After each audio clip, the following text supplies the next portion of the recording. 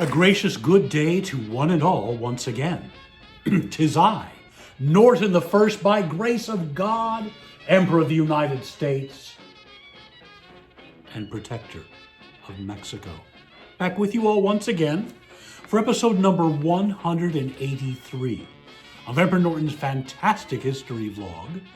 Today is January 20th, 2021. We'll be covering the 20th through the 26th of January, and it is our 310th day living under COVID-19 restrictions with no end in sight, but perhaps a little light at the end of the tunnel. Now, we are actually taping this program on Tuesday the 19th because tomorrow, the 20th, of course, is Inauguration Day, and we are still waiting for our invitation. Anyway, we'll be busy in the morning watching it, so we wanted to get this filmed today and then up tomorrow. Hopefully everything goes well, no surprises, no insurrections or anything like that.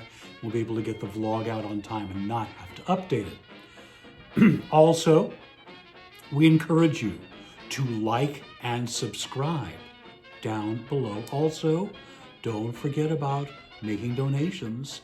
We greatly appreciate our generous donors. Lastly, for those of you that attended the fantastic trivia quest last Saturday, well, thank you for coming. It was a lot of fun. And we're going to be doing another one on Saturday the 30th at 7 p.m.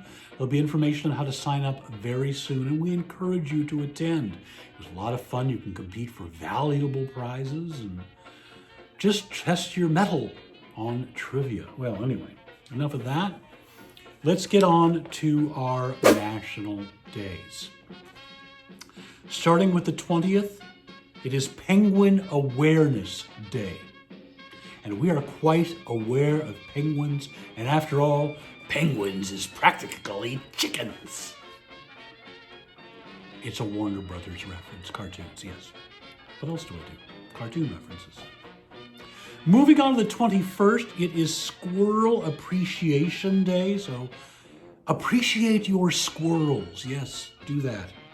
And International Sweatpants Day. That's pretty much every day for the last almost year. When we write our memoirs of the COVID pandemic, it's going to be called Our Year in Sweatpants. Keep an eye out for that. The 22nd is International Polkadot Day. Hopefully the special effects are working right now. You have no idea. If not, rather, you have no idea why I'm looking around like something's going on. Well, hopefully we get that to work, yes. The 23rd is National Pie Day. Well, any day is good for pie, but I thought Pie Day was March 14th, 3.14. Got me. The 24th is Talk Like a Grizzled Prospector Day. I found me some gold. Yeah, kind of similar to the pirate. Oh, there goes Bummer. Sorry about that. And there's a reason why it's Talk Like a Grizzled Prospector Day. You'll understand in a few moments. The 25th is National Irish Coffee Day. A drink that was not invented, but certainly popularized in San Francisco at the wonderful Buena Vista Cafe. The recipient of the last plaque of the Ancient and Honorable Order of Eclampus Vitus, Yerba Buena #1, what say the brethren? It was, of course, invented in Ireland, but there's a whole story behind that. We'll devote a whole show to the Irish coffee at some point. And the 26th is National Australia Day. We've been watching a wonderful series from Australia called A Place to Call Home. You can find it on Acorn via Amazon. It's a lot of fun. Well, let's move on to Florida Man. We got 3 today.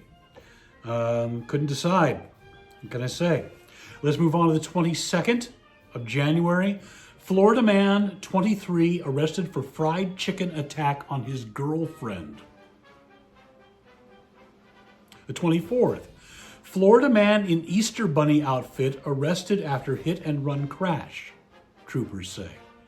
You don't want to get run over by the Easter Bunny. And why is he in an Easter Bunny outfit in January. Anyway, moving on to the 26th, Florida man finds World War II grenade, places it in his truck, drives to Taco Bell. Well, those burritos are something of a bomb anyway, aren't they? Anyway, enough of that. Let's now move on to our San Francisco stories. Two very important ones today. Very early to the history of San Francisco.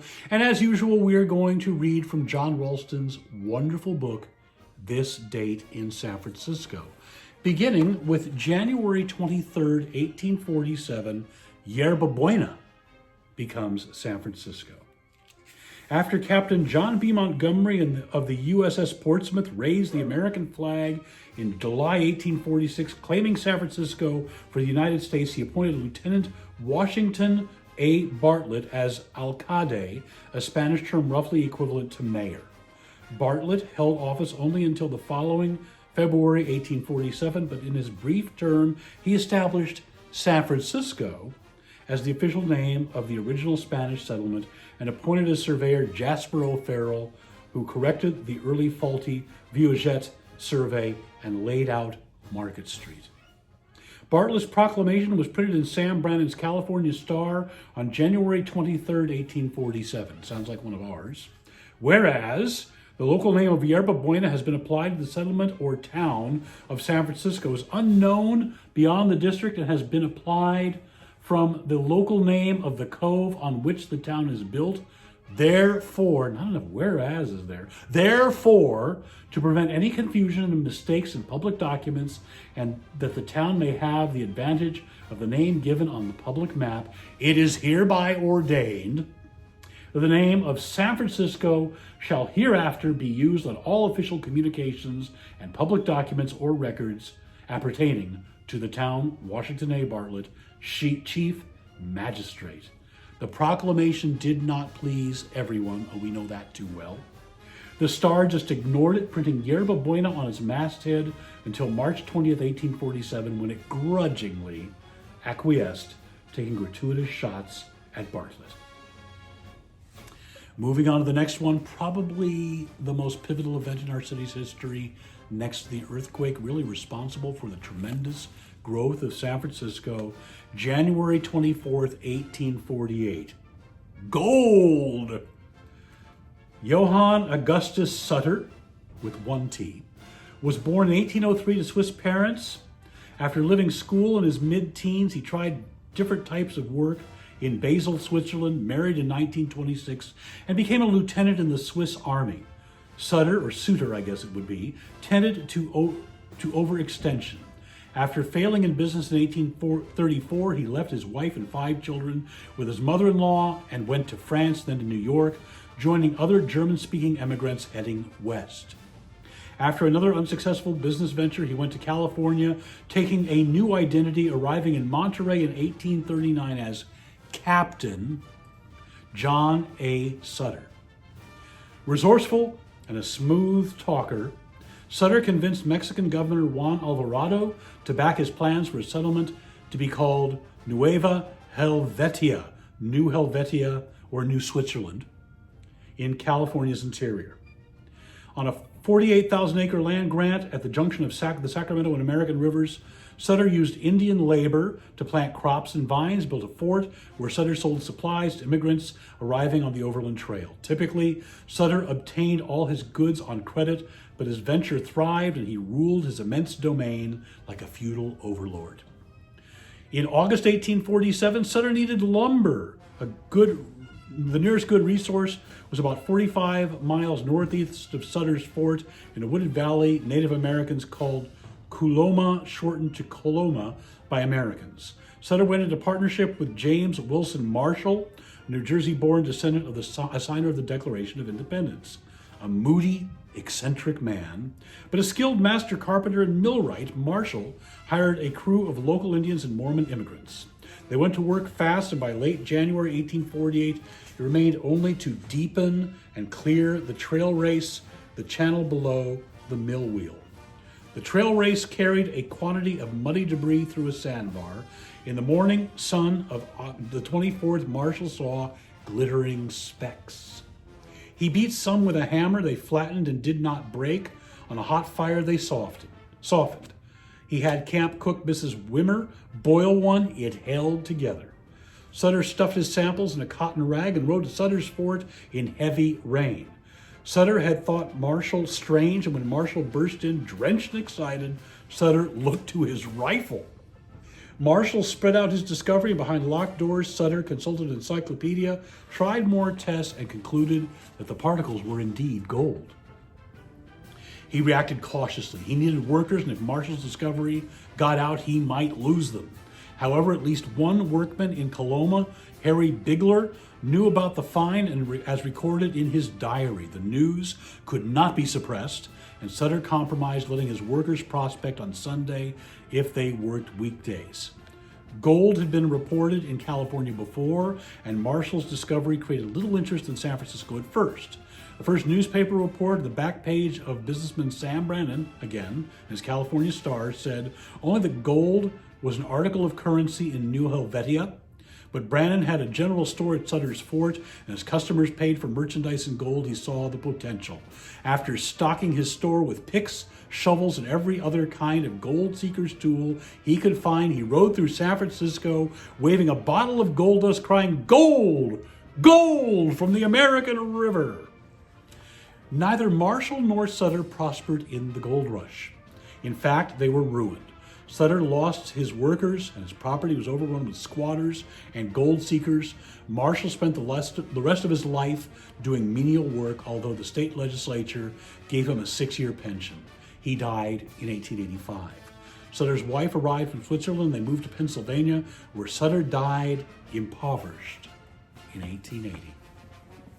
There you have it, the beginning of the gold rush and the tremendous growth of San Francisco, formerly Yerba Buena.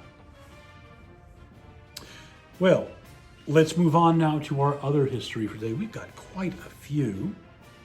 Starting with the 20th, 1801, John Marshall is appointed Chief Justice of the U.S. Supreme Court. 1841, China secedes Hong Kong to the British during the First Opium War. They got it back. 1887, the U.S. Senate approves a naval-based lease of Pearl Harbor. 1920, the American Civil Liberties Union is founded. 1930, the first radio broadcast of The Lone Ranger, Hi-Yo Silver, WXYZ in Detroit. 1936, Edward VIII succeeds, British King George V. Edward VIII is the father of Queen Elizabeth II. 1937, first U.S. presidential inauguration day held on January 20th. Previously, it was March 4th. 1942, Nazi officials hold notorious Wannsee Conference in Berlin to organize the final solution, the extermination of Europe's Jews. 1945, Franklin D. Roosevelt is sworn in for an unprecedented and never to be repeated fourth term as U.S. President. 1961, native San Franciscan Robert Frost recites Gift Outright at JFK's inauguration. Of course, Robert Frost is more famous for Frosty the Snowman. 1964, the album Meet the Beatles is released in the U.S. 1981, U.S. diplomats and citizens held hostage at the U.S. Embassy in Tehran are released and begin their journey home after 444 days in captivity. 2008, Breaking Bad, created by Vince Gilligan, yes, let's make sure I don't want to get that one wrong, Vince Gilligan, and starring Bryan Cranston and Aaron Paul, premieres on AMC. I Am the One Who Knocks. Let's move on to the 21st, 1793. Louis XVI of France is executed by the guillotine in Paris following his conviction for high treason. Some people might get off a lot easier than that. 1976, the supersonic Concorde has its first commercial flight. 1977, U.S. President Jimmy Carter pardons almost all Vietnam War draft evaders. Moving on to the 22nd, 1850, Alta, California becomes a daily paper, first such in California. Check out the location of where that was on Washington Street in Chinatown, where the East-West Bank is today. Same building. Well, not the same building, pardon me. That was the Chinese Telephone Exchange building. But there is a plaque there, the earliest known clamper plaque, by the way. What say the brethren? 1939, aquatic park near Fisherman's Wharf, San Francisco is dedicated. 1949, here we go, the Chinatown Telephone Exchange in San Francisco is closed. And the address of that, where the California Star was, is 743 Washington Street. Just look for the East-West Bank. 1964, world's largest cheese, 34,663 pounds, is manufactured in Wisconsin for the New York World's Fair. 1968, Rowan and Martin's Laugh-In premieres on NBC. Oh, that was the water cooler show for a long time. Sock it to me. I'm sorry. Sock it to me? 1970, the first commercial flight of the 747. 1973, Roe versus Wade, the U.S. Supreme Court legalizes most abortions. 2010, Conan O'Brien's last Tonight Show episode after a big controversy over the Tonight Show time slot. Pardon me. Oh, how horrible that was to Conan. Poor Conan. Poor Letterman. NBC just has not really known what to do with the Tonight Show to get it back to its former glory, and I've heard it's really tanking under Jimmy Fallon. I don't know. I don't watch. 2020, China locks down the city of Wuhan and its 11 million people in an effort to control COVID-19 with a then official death toll of 17 and over 500 people ill. We just surpassed 400,000 deaths in the U.S. Let's move on to the 23rd, 1957. Whammo Company produces the first Frisbee disc, but originally called the Pluto Platter, and it was called that until 1958. 1973, U.S. President Richard Nixon announces an accord has been reached at the end of the Vietnam War. 1981, once again, the first Richard Nixon Museum opens in San Clemente, where he used to live. 1983, The A-Team premieres on NBC with, of course, Mr. T and George Peppard. I pity the fool. That was not a George Peppard imitation. 2020, the 75th anniversary of the liberation of Auschwitz, the death camp marked by an international forum in Jerusalem.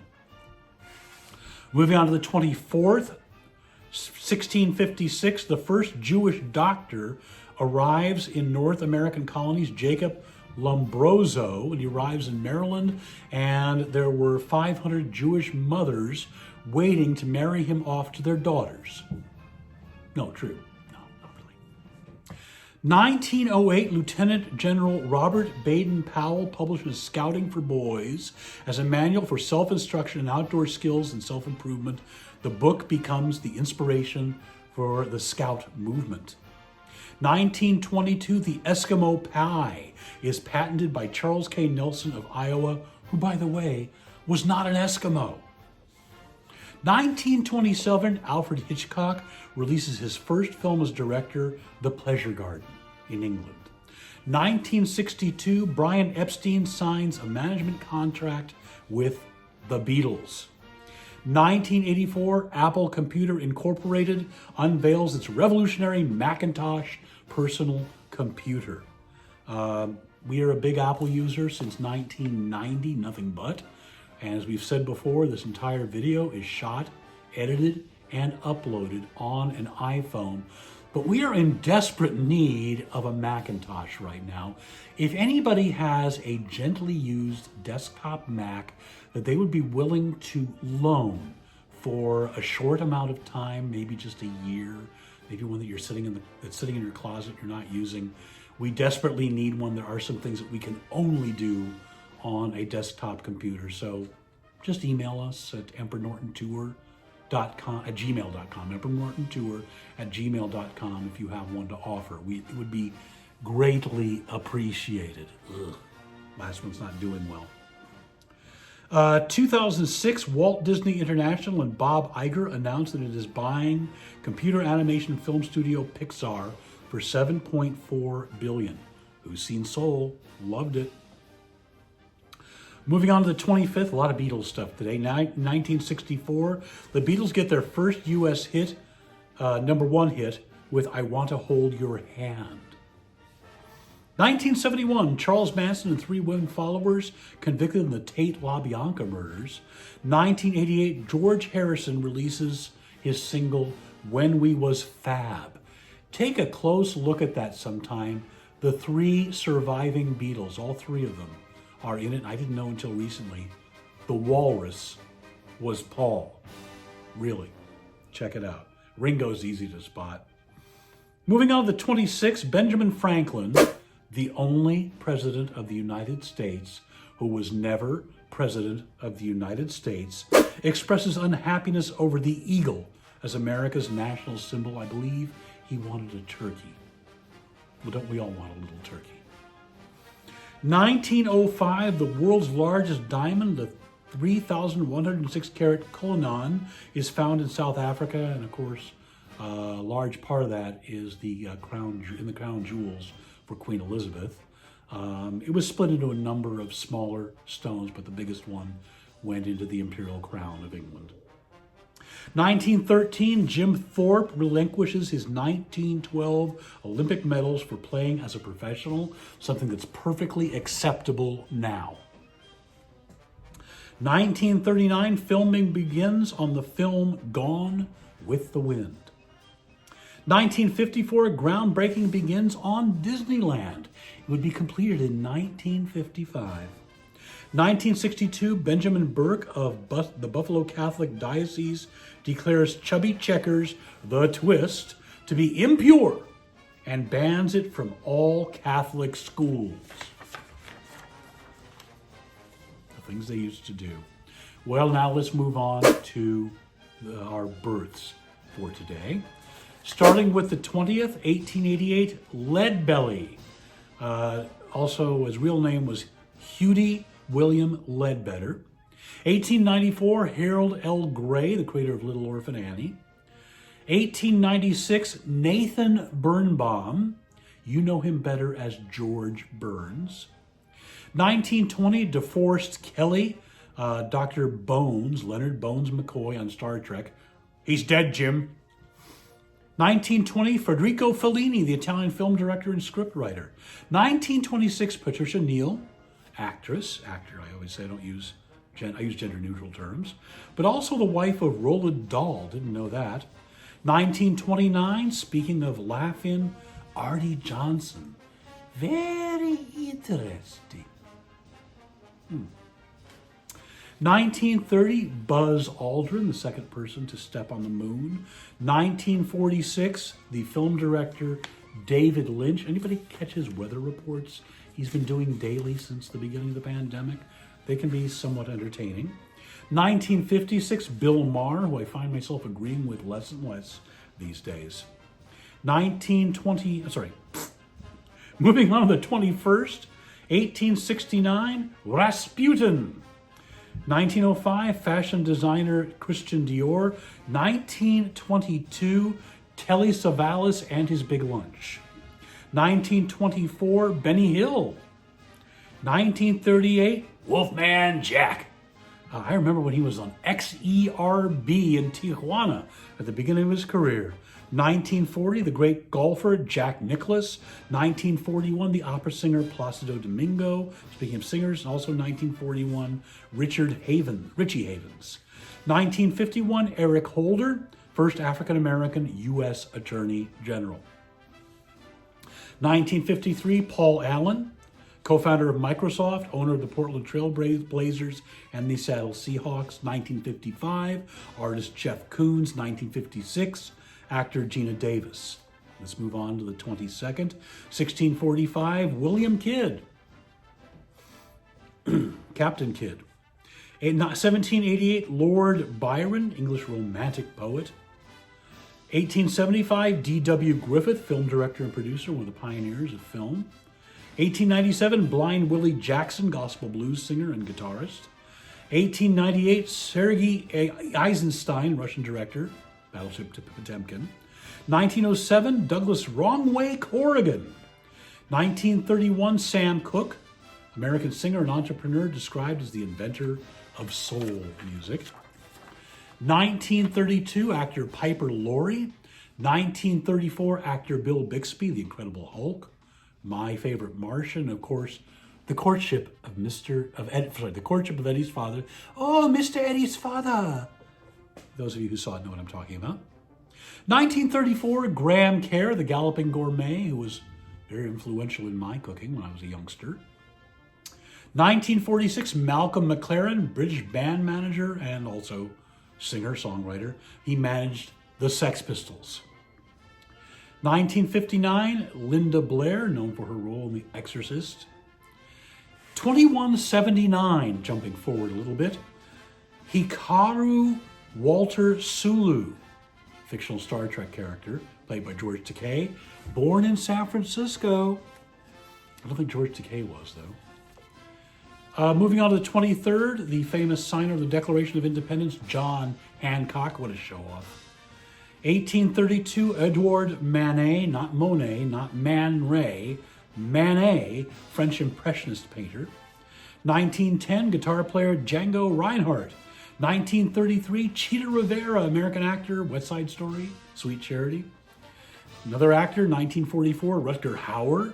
1951, Chesley Sullenberger III, American pilot, Sully, Miracle on the Hudson.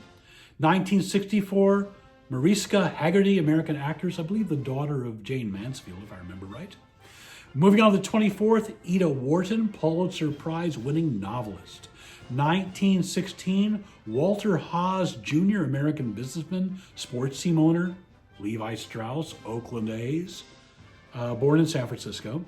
1917, Ernest Borgnine. Did you know that he was married to Ethel Merman for 32 days? They went on their honeymoon and discovered they couldn't stand each other, and so they divorced. 1918, Oral Roberts, the televangelist. 1941, Neil Diamond, the singer-songwriter. 1943, Sharon Tate. Unfortunately, most remembered for the Tate LaBianca murders, but she was also in Valley of the Dolls, also married to Roman Polanski, pregnant with their child when she was murdered. 1947, Warren Zevon, the great singer-songwriter. 1949, John Belushi, one of the funniest people to ever live. Let's move on to the 25th, 1759. Robert Burns, Scottish poet, wrote Auld Lang Syne.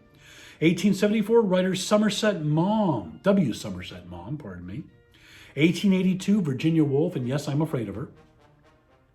1923, Shirley Mason, American psychiatric patient, commonly known as Sybil.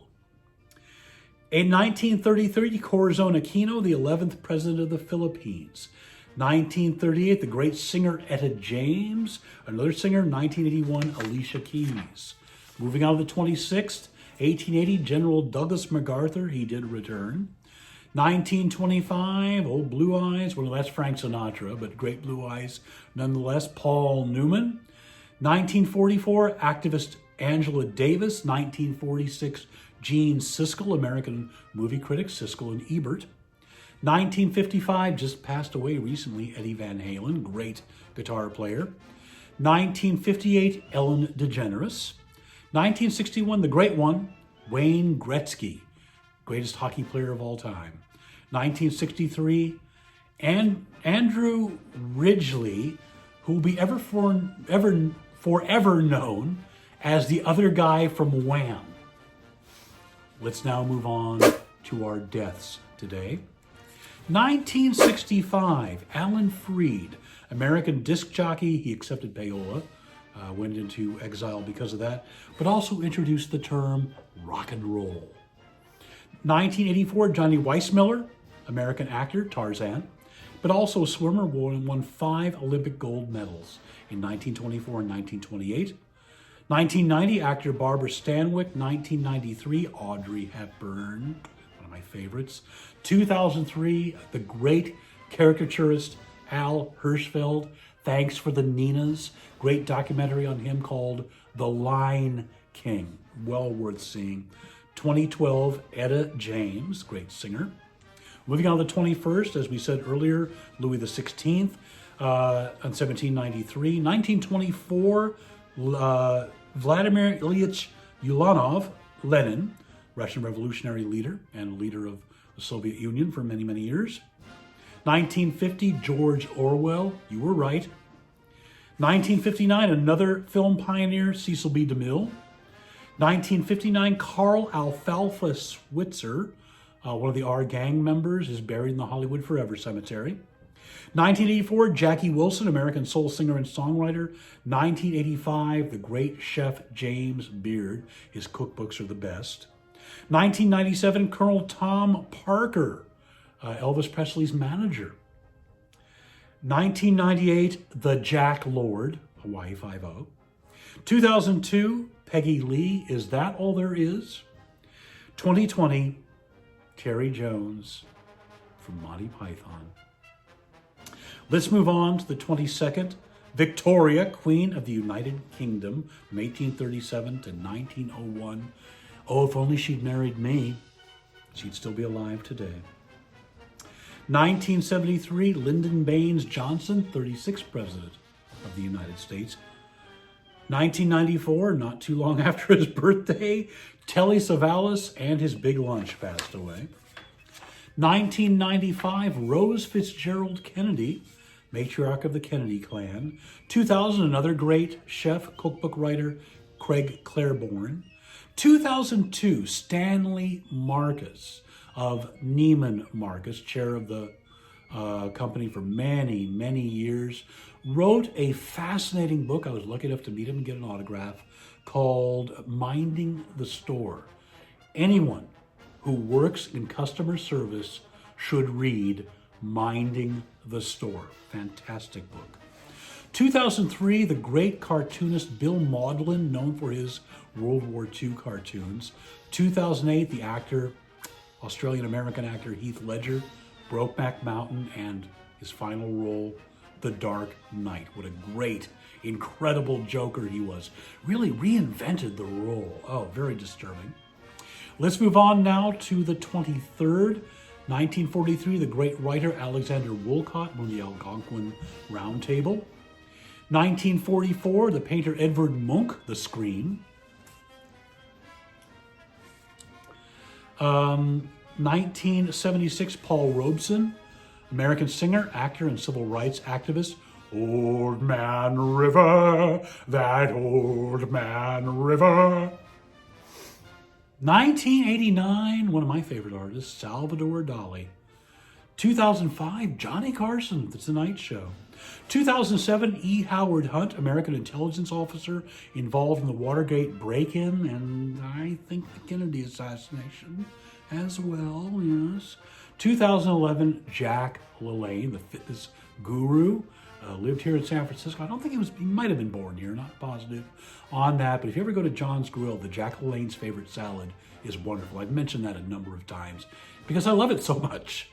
Let's move on to the 24th, 1961, Alfred Carlton Gilbert, American athlete, inventor, and businessman, invented the erector set.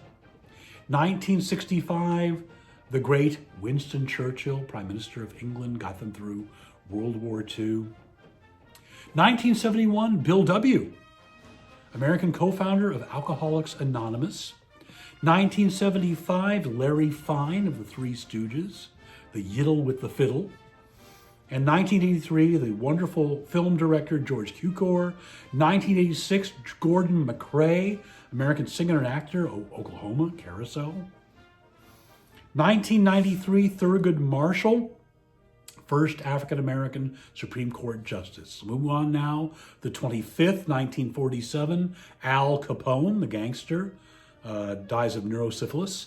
1990, actor Ava Gardner. 2005, architect Philip Johnson. 2017, Mary Tyler Moore, who can turn the world on with a smile. 2017, actor John Hurt, who is so incredible. He in The Elephant Man and Midnight Express. Moving on to the 26th, John Wedgwood in 1844, British ceramicist, yes, Redwood. and founder of the Royal Horticultural Society. 1893, Abner Doubleday, the inventor of baseball. 1973, Edward G. Robinson, the film gangster, of course, also was in Ten Commandments. Meow, we got this golden calf, you see. 1979, a former vice president, Nelson Rockefeller, died in the saddle. 1992, actor Jose Ferrer. 2016, Abe Vigoda, who many had thought died many years previous. He finally passed away in 2016. And 2020, very sad death, Kobe Bryant and his daughter, as well, in a helicopter crash. To end today, we're coming to you with 3 quotes from Salvador Dali. First one: every morning when I wake up, I experience an exquisite joy, the joy of being Salvador Dali. And I ask myself in rapture, what wonderful things is Salvador Dali going to accomplish today? Nobody ever accused him of having a small ego, did they?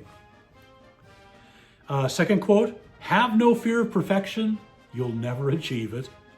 And I love this one: I don't do drugs, I am drugs. That really sums up Salvador Dali, I think. Well, that wraps up for today's edition. Now don't forget, like us and subscribe down below. Leave a tip. We appreciate all of our wonderful and generous donors. If you'd like more information about the tours that the Countess and I will be doing again someday, also more information about San Francisco history, go to sftimemachine.com. Until we see you again, stay safe, stay inside, and therefore stay healthy. The vaccine is here, but you still got to wear your mask. Back to social distancing until we achieve herd, not mentality, as we suffer from, herd immunity. Do not take unproven cures that might kill you. Don't mess around with bleach or hydrochloroquine or anything like that. Be kind to one another more than anything. We need to learn a little kindness. We need to learn to get along.